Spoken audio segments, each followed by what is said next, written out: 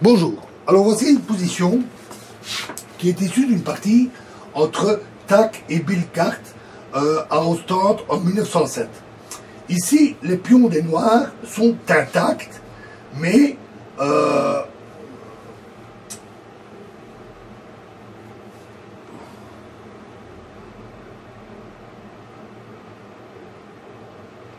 ici, cela peut être un inconvénient, puisque la faiblesse de la dernière rangée, qui n'est protégée que par la tour, peut s'avérer dangereuse.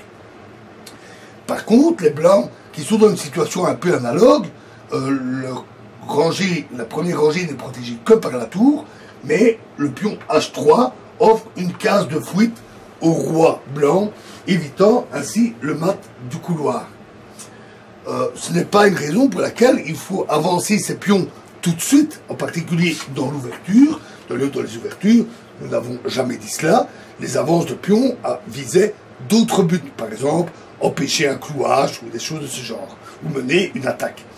Ce n'est qu'avec l'évolution de la position qu'il peut s'avérer utile, surtout quand on est en sortie de milieu de partie, ici comme ici, et où des mats de couloir peuvent se profiler, et où il peut être utile à ce moment-là d'avoir une sécurité pour le roi.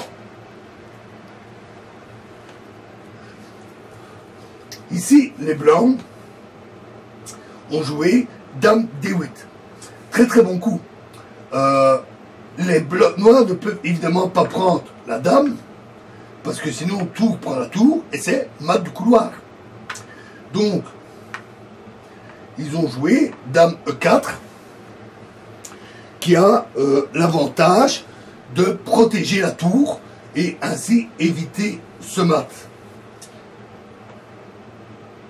Mais alors, les blancs ont joué fou E7. Un très très bon coup.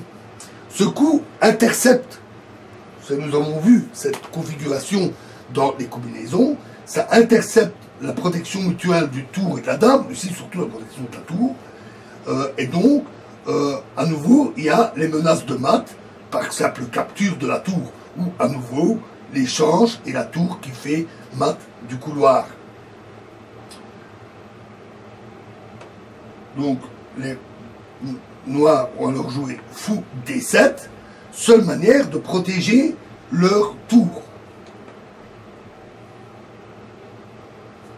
Tour prend D7, on sent la fin arriver, la tour noire n'a plus de protection, elle ne peut pas prendre la dame, toujours pour le mat du couloir, et elle va être capturée, donnant le mat.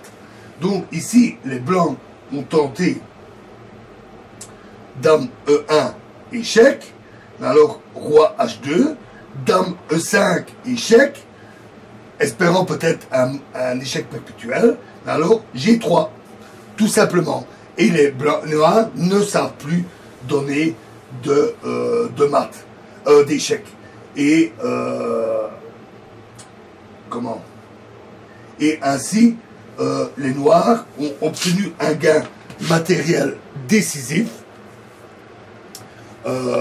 Les noirs ont alors dû bouger un pion, permettant ainsi, après la prise, au roi de s'échapper. Mais là, le déficit matériel est tel que les blancs ont très très rapidement gagné la partie. Voilà. Et dans la prochaine vidéo, nous verrons le cas de l'ouverture de la colonne H. Je vous remercie.